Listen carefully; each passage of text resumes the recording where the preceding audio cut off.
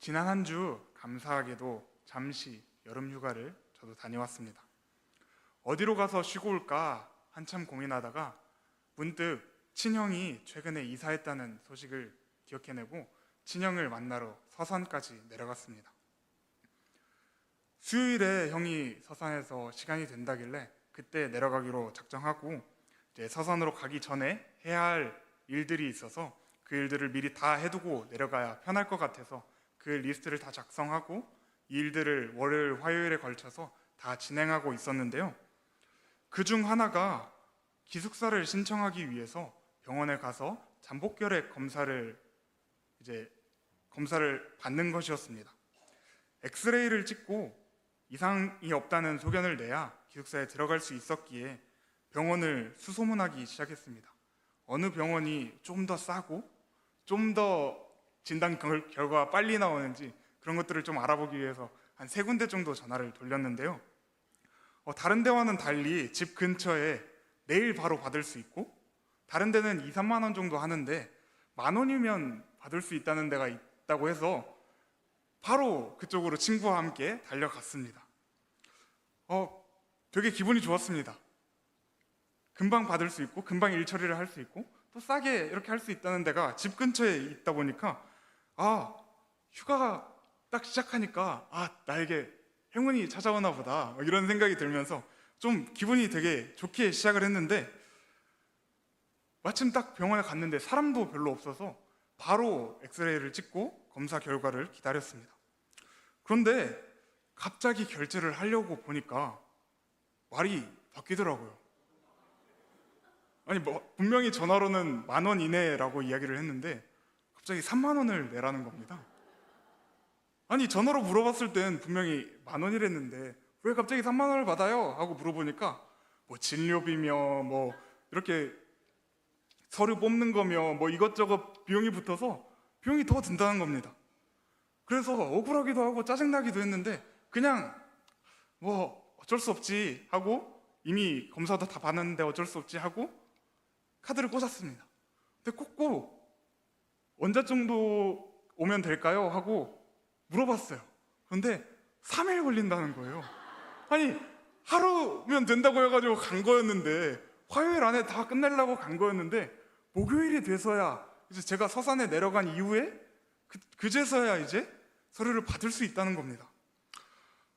이게 대체 무슨 일이지? 휴가의 시작부터 왜 저에게 이런 일이 벌어지는 건지 다행히 친구가 옆에 있어서 친구가 목요일에 서류를 대신 받아준다고 해서 그냥 빨리 그 병원에서 나왔습니다. 그리고 이틀 뒤 수요일이 되어서 형이 있는 서산으로 내려왔습니다. 점심쯤 이제 서산으로 내려가서 형이 직장이 끝날 때까지 혼자 돌아다니기 시작했습니다. 형이 추천해준 맛집이 있어서 그 맛집으로 들어갔는데 하필이면 제가 딱 들어갔을 때 그 건물이 정전이 났다는 겁니다. 왜 나에게 이런 일이 벌어지는 거야? 이번 휴가 왜 이래? 이러한 마음이 계속 들면서 조금 투덜대기 시작했습니다. 어찌저찌 점심을 먹고 이제는 형이 수요일이니까 교회를 가야 하는 데서 교회 근처에서 보기로 형하고 약속을 잡았습니다. 버스로 30분이 걸린답니다. 네이버 지도를 켜고 버스를 타러 한 10분 정도 걸어갔습니다. 그때 날씨가 한 30도쯤 됐는데요. 10분 정도 딱 걸어갔는데 버스 정류장이 안 보이는 겁니다. 분명히 여기에 버스 정류장이 있다고 뜨고 버스도 곧 있으면 온다고 나와 있는데 버스 정류장이 안 보이고 이제 또 시간을 지나서 이렇게 이곳저곳 찾아보면서 둘러보다 보니까 버스조차 사라졌다고 뜨는 겁니다. 진짜 나한테 왜 이래? 이러면서 투덜대기 시작했죠. 하나님 제게 뭘 알려주시려고 이러십니까? 이런 마음이 휴가 중인데 막 들기 시작하는 거예요. 더운 날씨와 더불어 제 마음속에는 투덜과 불만이 잔뜩 빠져나오기 시작했습니다. 그렇게 불만이 가득한 휴가를 반절쯤 보내고 이제 목요일에 형과 함께 어쩌다 보니 새벽 예배를 가게 됐어요. 새벽 예배에 참석해서 말씀을 보게 되는데 저희가 하고 있는 생명의 삶 큐티로 똑같이 진행을 하더라고요. 그런데 그 말씀을 보는데 이 말씀이 제게 들어오더라고요. 우리 함께 목요일 본문 말씀이었는데 에스겔서 29장 6절 말씀을 함께 읽어볼까요? 시작. 애굽의 모든 주민이 내가 여호와인 줄을 알리라. 애굽은 본래 이스라엘 족속에게 갈대 지팡이라. 이스라엘 족속에게 갈대 지팡이와 같은 애굽을 의지하지 말라, 하나님만을 의지해라 하는 하나님의 말씀이 휴가라는 마음에 들떠서 하나님을 잊어버린 듯 잠시 살았던 저에게, 불만 많고 짜증 섞인 투로 말하고 있는 저에게 너가 지금 뭘 의지하고 있냐? 너의 마음이 어디에 있냐? 라고 세게 꼬집듯이 제게 말씀하시는 것 같았습니다. 휴가에는 편하게 쉬며 뭐든 해도 된다는 달콤한 말에 제 마음이 속아서 하나님보다 내 쉼을 찾아 떠나려 했던 저의 연약한 마음을 하나님께서는 아셨던 것이죠. 오늘 말씀은 바로 이러한 내 마음이 어디에 있어야 하는가에 대해서 함께 나누어 보고자 합니다. 오늘 말씀 가운데 우리의 마음이 어디 있는지 함께 살펴보고 하나님과 더욱 가까워지는 귀한 은혜가 있기를 소망합니다. 오늘 말씀에 예수님은 보물을 이야기하시며 이 보물을 땅이 아닌 하늘에 쌓아두라 이야기하십니다. 여기서 보물은 무엇을 이야기하는 것일까요? 아마 보물이라고 하면 돈이나 보석 같은 우리의 삶을 풍족하게 만들어줄 수 있는 것들을 떠올리게 될 겁니다. 또 보물이라는 말은 개인이 가장 소중히 여기는 것을 말하기도 합니다. 저는 보물에 대해서 생각해보면 저의 형이 옛날에 했던 행동들이 좀 떠오르기 시작합니다. 예전에 인터넷 사이트에 가입하려면 아이디, 비밀번호 이런 것들을 다 입력해 놓고 마지막에 이것을 잃어버렸을 때 찾을 수 있게 하는 질문을 쓰게 했었습니다. 예를 들어 엄마의 이름은, 아빠의 이름은, 너가 다녔던 초등학교의 이름은, 이런 것들을 쓰게끔 했는데요. 거기 질문 중 하나는 내 인생의 보물 1호는? 이라는 질문이 있었습니다. 형은 항상 이것을 선택해 놓고 답에다가 가족이라고 적었었습니다. 이렇듯 보물은 금은보화가 될 수도 있고 소중한 가족이 될 수도 있고 자신에게 있어서 가장 중요한 것을 말하는 것일 수 있습니다. 예수님은 이 말씀을 하기 이전에 외식하는 자들처럼 살지 말라 말하시며 그들은 이미 상을 받았다 말씀하십니다. 마태복음 6장 17절 말씀입니다. 금식할 때 너희는 외식하는 자들과 같이 슬픈 기색을 보이지 말라. 그들은 금식하는 것을 사람에게 보이려고 얼굴을 흉하게 하느니라. 내가 진실로 너희에게 이르노니 그들은 자기 상을 이미 받았느니라. 외식하는 자들에게 중요했던 것은 사람에게 보이는 것이었습니다. 사람들이 저 사람은 하나님을 신실하게 따르는 사람인가 봐, 금식도 하고 기도도 하고 저 사람은 정말로 하나님을 잘 따르고 하나님을 잘 믿는 사람인가 봐 하는 반응들을 보며 자신은 신실하고 대단한 사람이라는 칭찬받기를 좋아했던 것이죠. 그들에게 보물은 타인들의 관심, 그로 인해 자신이 높아진 것 같은 우월감, 그로 인해 자신에게 생기는 권위나 명성 등이었던 것입니다. 사랑하는 여러분, 우리의 삶에도 이러한 태도가 있지는 않나요? 하늘에 있는 것을 구하기보다 내 앞에 주어질 잠깐의 행복을 구하며 그것을 하나님보다 높이는 태도를 우리는 보이고 있지는 않나요? 예수님은 그래서는 안 된다라고 단호하게 이야기를 해주십니다. 왜냐하면 땅에 보물을 쌓아두는 것은 언젠가는 없어질 것이기 때문입니다. 그것들은 썩어 없어질 것이고 도둑이 구멍을 뚫고 도둑질하여 결국 우리는 모두 잃게 될 것이기 때문입니다. 아무리 우리가 이 땅에서 잠깐의 행복을 누리기 위해 발버둥을 쳐 죽기 직전까지 최선을 다해 그것을 지킨다 할지라도 우리가 죽고 나면 우리는 그것을 영위할 수 없을 것입니다. 우리는 그것을 다 빼앗길 것이기 때문이죠. 그렇기에 예수님은 이 땅에서 보물을 쌓아두지 말고 하늘에 보물을 쌓아두라 말씀하시는 것입니다. 그렇다면 여기서 이 하늘의 보물이라는 것은 무엇일까요? 우리가 어떻게 하늘에 보물을 쌓아둘 수 있는 것일까요? 하나님은 베드로전서 1장 4절에 하나님이 우리에게 주실 약속의 상급이라고, 약속의 상속이라고 이 하늘의 보물을 이야기해 주십니다. 베드로전서 1장 4절의 말씀입니다. 썩지 않고 더럽지 않고 쇠하지 아니하는 유업을 있게 하시나니 곧 너희를 위하여 하늘에 간직하신 것이라. 아멘. 여기서 유업은 상속, 기업, 유산 등을 뜻하는데요, 우리가 하늘에서 하나님의 자녀로서 받게 될 복들을 의미합니다. 하나님께서 우리의 아버지가 되어주시고 걱정과 염려, 불안함 등은 느끼지 않고 오직 하나님 안에서 안정과 평안, 행복을 누릴 수 있는 천국이 우리에게 상속되어 영원한 행복 속에서 우리는 살게 될 것이라는 것이지요. 뿐만 아니라 하나님께서 우리의 아버지 되시기에 우리가 이 땅에서 살고 있는 동안에도 책임져 주시고 돌보아 주실 것을 의미합니다. 하나님 아버지는 우리의 앞날을 이미 다 아십니다.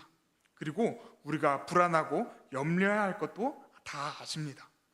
우리의 물질적 필요도 다 아시고 그 안에서 가장 선한 길을 아시고 인도하여 주십니다. 그 증거로 예수님은 본문에 앞서 주기도문을 알려주시며 이렇게 기도하라 말씀하십니다. 마태복음 6장 11절부터 13절까지의 말씀입니다. 오늘 우리에게 일용할 양식을 주시옵고 우리가 우리에게 죄 지은 자를 사하여 준 것 같이 우리 죄를 사하여 주시옵고 우리를 시험에 들게 하지 마시옵고 다만 악에서 구하시옵소서. 우리에게 일용할 양식을 달라 기도하라 말하시고 시험에 들게 하지 말아달라 기도하라 예수님께서는 말씀하십니다. 우리의 염려와 걱정을, 그러한 것들이 주는 문제들에 대해 예수님은 이미 다 알고 계시고 그것에 대해서 기도할 때 하나님께서는 응답하여 주신다는 것입니다. 그 말은 하나님도 우리가 걱정하고 염려하고 일용할 양식을 필요로 한다는 것을 다 알고 계시다는 것입니다. 하늘의 보물을 쌓는 것은 그러한 유산을 바라며 하나님을 의지하고 하나님의 뜻대로 우리가 살아가는 것을 말하는 것입니다. 그렇게 살아갈 때 아버지께서는 우리의 필요와 충족을 다 하시고 이 땅에서도 천국에서도 하나님의 자녀로 샬롬을 누리며 살 수 있도록 인도하실 것입니다. 사랑하는 우리 대길교회 모든 지체들이 땅의 보물이 아닌 하늘의 보물을 쌓으며 하나님을 따라 하나님의 복을 누릴 수 있는 우리 모두가 되길 소망합니다. 오늘 본문 말씀으로 다시 돌아가 보면 우리가 하늘의 보물을 쌓으며 살아가려면 주님께서는 우리에게 눈이 성해야 한다라고 말씀하여 주십니다. 반대로 눈이 나쁘면 온몸이 어두울 것이라 말씀하시죠. 실제 눈이 안 좋으면 어떤 일들이 벌어질까요? 제가 눈이 많이 안 좋은데요, 실제로 눈이 많이 안 좋아서 안경만 벗으면 제 눈앞에 있는 것들이 거의 잘 안 보입니다. 진짜 가까운 것도 잘 안 보여서 정말 가까이 대고 보지 않는 이상 좀 힘들더라고요. 한 번은 아침에 일어났는데 안경이 안 보이는 겁니다. 눈이 안 좋은데 안경이 사라졌으니 안경을 찾을래야 찾을 수가 없더라고요. 분명히 같은 자리에 항상 놓고 자는데 그날따라 유독 그 안경이 사라진 겁니다. 안경을 찾지 못하고 일어난 김에 잠도 깰 겸 샤워하고 나서 찾아야겠다 하고 샤워를 다 마치고 침대로 돌아와서 안경을 찾기 시작했습니다. 근데 발에 뭐가 밟히더라고요. 다른 걸 밟았으면 느낌이 났을 텐데 안경을 밟으니까 이게 딱 안경인지 알겠더라고요.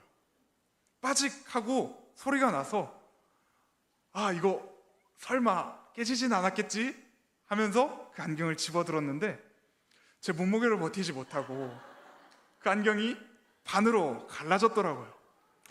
그래서 어쩔 수 없이 안경점으로 가서 안경 없이 안경점을 찾으러 밖으로 나갔습니다.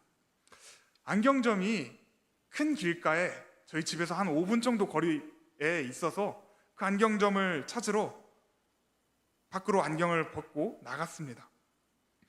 그런데 평소에 자주 걷던 길에 있던 안경점이었는데도 한 5분 정도밖에 안 되는 짧은 거리였는데도 안경을 벗고 눈이 잘 안 보이는 상태로 걸으니까 굉장히 불안하더라고요. 뭔가 되게 평소에 걷던 길인데도 되게 낯설고 되게 가기가 어려운 그런 불안한 마음들이 피어나기 시작했습니다. 다행히 짧은 거리이기도 하고 굉장히 가까운 거리에 있어서 평소에 가봤던 거리이기도 해서 잘 도착해서 안경을 잘 고쳤지만 지금까지도 그때를 생각해보면 되게 이상한 기분이 듭니다. 분명 평소에 걷던 거리인데 되게 낯설고 되게 가기가 불안했던 그러한 기분이 들었던 걸로 기억이 남아요.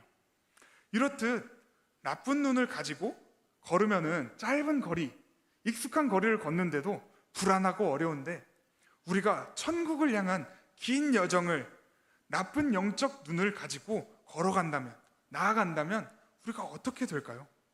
성경은 우리 인생의 여정을 긴 경주로 비유하곤 합니다. 이 길고 긴 여정을 나쁜 눈으로 나아간다면 아마 제대로 경기를 치르지 못하고 뛰지도 못하고 그 자리에 주저앉을지도 모릅니다. 이 여정을 제대로 나아가려면 우리의 눈을 나쁘게 만드는 것을 제거하고 우리의 눈이 성해지길 바라야 하겠지요. 그렇다면 우리의 눈을 나쁘게 만들어 코앞에 있는 것, 땅의 보물만을 보며 살아가게끔 만드는 것은 어떤 것이 있을까요? 먼저는 불안과 염려입니다. 우리는 당장 1분 뒤에도 무엇이 일어날지, 어떤 일이 벌어질지 저희는 확실하게 알 수가 없습니다. 그런데 우리에게 갑작스러운 큰 일이 닥치거나 우리의 힘으로는 해낼 수 없는 그러한 일들이 우리에게 다가온다면 우리는 무언가를 의존하고 싶어하는 그러한 마음들이 피어나곤 합니다. 그 안에서 가장 쉽게 의존할 수 있는 것이 바로 돈과 재물 같은 것들이죠. 이들은 바로바로 우리의 필요를 채워주고 당장의 문제를 해결해 줄 수 있기도 합니다. 그러한 재물의 특성을 우리도 알기에 염려나 불안이 있으면 우리의 눈이 어두워져서 하늘을 보지 못하고 이 땅만 바라보게 되는 것입니다. 두 번째는 그러한 염려와 불안의 틈을 파고들어 이 세상에 있는 게 전부야 라고 말하는 세상의 가르침들입니다. 우리의 약점을 건드리는 이러한 세상의 속삭임들이 우리의 영적 눈을 가로막습니다.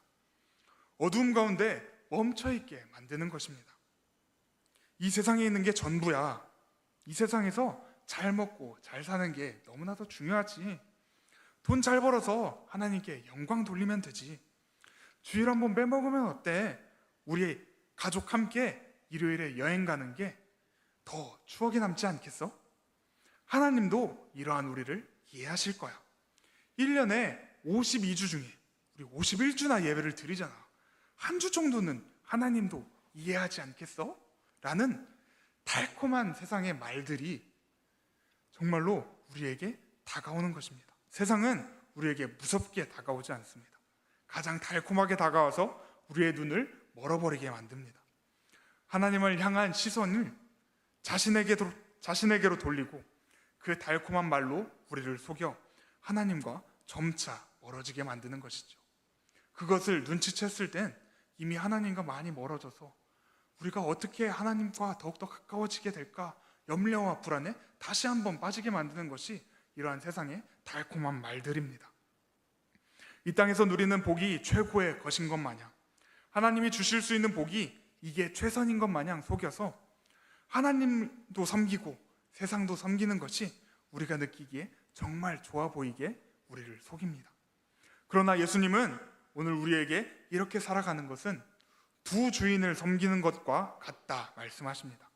그리고 그것은 절대로 불가능하다라고 명확하게 우리에게 말씀해 주시죠. 마태복음 6장 24절 말씀입니다. 함께 볼까요? 시작. 한 사람이 두 주인을 섬기지 못할 것이니 혹 이를 미워하고 저를 사랑하거나 혹 이를 중히 여기고 저를 경히 여김이라. 너희가 하나님과 재물을 겸하여 섬기지 못하느니라. 아멘. 예수님께서는 말씀하십니다.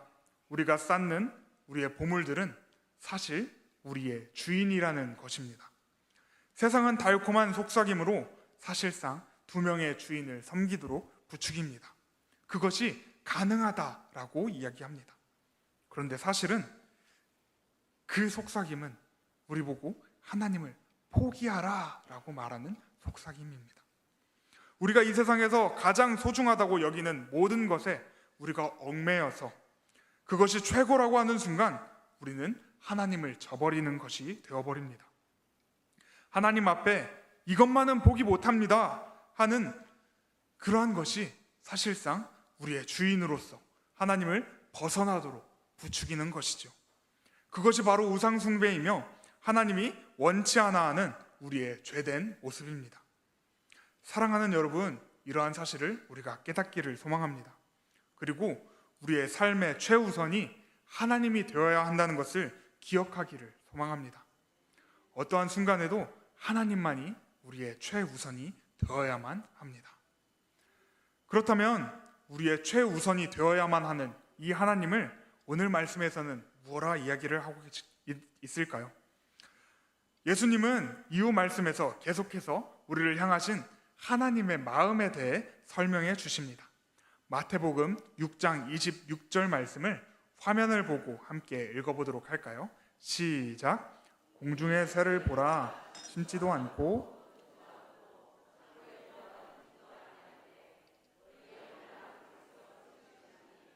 너는 이것들보다 귀하지 아니하냐. 아멘. 하나님은 우리를 사랑하십니다. 믿으시나요? 하나님은 세상에 있는 어떤 것들보다 우리를 사랑하고 계십니다. 예수님은 자연을 보시며 우리를 사랑하시는 하나님의 놀라운 은혜가 얼마나 큰지 기억하라 말씀하십니다. 새를 보며 새를 기르시는 하나님이 그보다 귀한 우리를 더욱더 돌보아 주신다 말씀하십니다. 들에 피는 백합화를 보시며 그를 아름답게 자라게 하시는 이가 우리를 입히실 것이라 말씀하시고, 내일 아궁이에 던져질 우리가 보기에는 아무짝에도 쓸모없는 그러한 들풀도 입히시는 이가 우리를 생각한다 말씀하십니다. 세상의 가르침은 우리의 염려를 파고들어 하나님을 배반하고 먹고 자고 입는 것을 추구하도록 이끌지만, 하나님은 그 모든 것이 내게 있다고, 걱정하지 말라고, 생명을 주관하시는 이가 우리가 믿는 하나님이라고 말씀하여 주십니다. 하나님은 우리의 염려와 걱정, 그 모든 것들을 단번에 끊으실 수 있는 전능하신 하나님이십니다. 세상을 창조하신 이 세상의 주인이시며 우리의 세밀한 일상 하나하나에 개입하여 주시는 너무나도 가까운 우리의 아버지이십니다. 사랑하는 여러분, 하나님이 이 세상의 주인이시며 우리의 아버지라는 사실을 잊지 않고 나아가시길 소망합니다. 염려와 걱정이 몰려와도 내 마음에 세상을 따라가고자 하는 욕심이 들어도 그 가운데 하나님이 원하시는 마음이 아니라는 것을 기억하고 세상에 주는 달콤한 유혹이라는 사실을 기억하며 하나님을 의지하여 기도할 수 있는 우리 모두가 될 수 있기를 간절히 소망합니다. 그렇다면 하늘의 보물을 쌓으며 이 세상을 살아가야 하는 우리 성도들의 삶의 태도는 어떠해야 할까요? 우리는 어떠한 기도를 드리며 살아가야 하고 어떻게 살아가야 하나님을 의지하며 살아갈 수 있을까요? 어떻게 살아가야 하늘의 보물을 쌓고 세상의 욕심, 욕망에 휘말리지 않고 우리가 하나님만을 바라며 살아갈 수 있을까요? 먼저 잠언의 저자 중 한 명인 아굴은 하나님께 이러한 기도를 드립니다. 잠언서 30장 8절 말씀입니다. 나를 가난하게도 마옵시고 부하게도 마옵시고 오직 필요한 양식으로 나를 먹이시옵소서. 아굴이라는 사람은 정확하게 알려진 바는 없지만 하나님을 믿는 사람들이 가져야 할 지혜들을 잘 가르쳐 줍니다. 이러한 아굴이 하나님께 부하게 하지 말아달라라며 기도합니다. 가난하게 하지 말아달라 하는 기도는 이해가 갑니다. 가난하여서 바쁘고 배고프고 힘들면 하나님을 생각하기 참 어렵습니다. 그런데 아굴은 부하게도 하지 말아달라라고 기도합니다. 풍족하면 편한 마음을 가지고 하나님께 더 잘 집중할 수 있을 것 같은데 아굴은 왜 이런 기도를 드리고 있는 것일까요? 아굴은 이 질문에 9절에서 이렇게 대답합니다. 잠언서 30장 9절 말씀입니다. 혹 내가 배불러서 하나님을 모른다 여호와가 누구냐 할까 하오며 혹 내가 가난하여 도둑질하고 내 하나님의 이름을 욕되게 할까 두려워함이니이다. 아멘. 아굴은 알았던 겁니다. 세상의 재물과 하나님을 동시에 섬길 수 있을 것 같지만, 막대한 재물을 가지고 하나님이 주인된 삶을 살 수 있을 것 같지만, 그 힘이, 그 재물의 힘이 너무나도 강력하고 또 우리의 육신이 너무나도 연약하여서 내가 배불러서 하나님을 모른다 하게 될 것이라는 것을, 청빈도 너무나도 어렵지만 청부도 그에 못지않게 너무나도 어려운 것이라는 것을 아굴은 알았기에 이러한 기도를 드렸던 것입니다. 아굴은 그렇기에 하나님이 주시는 지금의 은혜에 감사하며 자족하는 삶을 살게 해달라고 기도했던 것이지요. 하나님의 은혜를 구하며 살아가는 우리의 태도가 이러해야 합니다. 우리의 연약함을 알아 교만하지 않고 하나님께서 주시는 것에 하루하루 감사하며 자족하며 살아가는 삶, 아굴의 했던 기도를 기억하며 우리 모두 하나님 앞에 기쁨으로 살아갈 수 있기를 소망합니다. 두 번째는 바울이 빌립보 성도들에게 했던 말입니다. 함께 빌립보서 4장 13절 말씀을 읽어보도록 하겠습니다. 시작. 내게 능력 주시는 자 안에서 내가 모든 것을 할 수 있느니라. 바울이 이 말을 하고 있는 상황은 감옥에 갇혀 있는 상황입니다. 그러나 바울은 그 안에서 성도들의 소식, 복음이 전하여지고 성도들이 믿음에 성장하고 있는 상황을 전해 듣고 기쁨을 표현합니다.